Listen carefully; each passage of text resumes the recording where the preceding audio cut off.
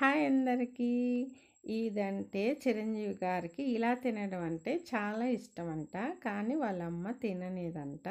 ఎందుకో ఇప్పుడు మనం మాట్లాడుకుందాము తయారు చేస్తూ. ఫస్ట్ ముందుగా బెన్సీ రవ్వ, కాజు, తిరుగుమాత గింజలు, 2 పచ్చిమిర్చి చీలికలు, కరివేపాకు, కొద్దిగా పచ్చెనగపప్పు, 2 ఆనియన్స్ తరిగి పెట్టేసుకున్నాను అనమాట. ఇప్పుడు మనం ఉప్మాని తయారు చేసుకోవడానికి బాండిల్ పెట్టాను పొయ్యి మీద. గిన్నె పెట్టేసి వేడెక్కిన తర్వాత ఆవాలు, ఉద్దిపప్పు వేసేసాను అనమాట, తిరగమాత గింజలు, తర్వాత వచ్చి పచ్చెనగపప్పు కూడా వేసాను. ఇవి కొంచెం ఎర్రదారులుగా వేగిన తర్వాత కాజు కూడా వేసాను. కాజు కొద్దిగా వేగిన తర్వాత కరివేపాకు, మనం చీల్చి పెట్టుకున్న పచ్చిమిరపకాయలు కూడా వేసేసి ఎర్రదోరలుగా వేయించుకున్నాను, మాడిపోకుండా.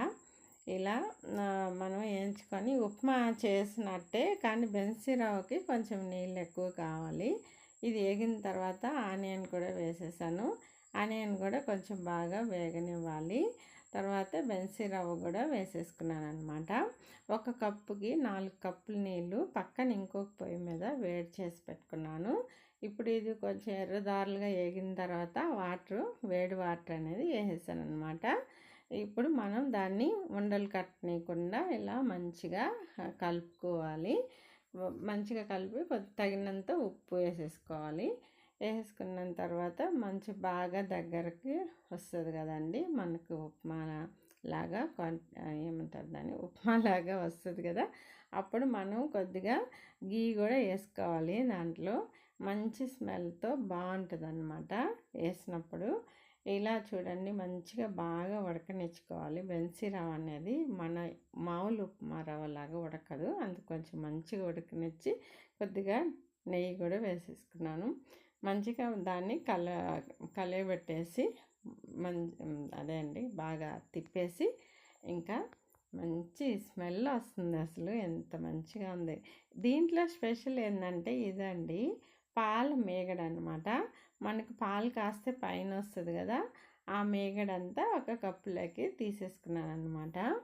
ఇలా పాల మేగడ ఈ బెన్సీ రవ్వ ఉప్మాతో ఇలా తినడం అంటే చిరంజీవి గారికి చాలా చాలా ఇష్టం అంట. కానీ వాళ్ళ అమ్మగారు వద్దు అని తిననిచ్చేవాళ్ళు కాదంట. ఎందుకంటే హార్ట్ ప్రాబ్లం వస్తుంది, ఫ్యాట్ ఎక్కువ కదా పాలు మేగడ అని తిననిచ్చేవాళ్ళు కాదంట. ఆయనకేమో చాలా ఇష్టం అంట. ఒకసారి ఇంటర్వ్యూలో చెప్తే విన్నామన్నమాట. ఏంటంటే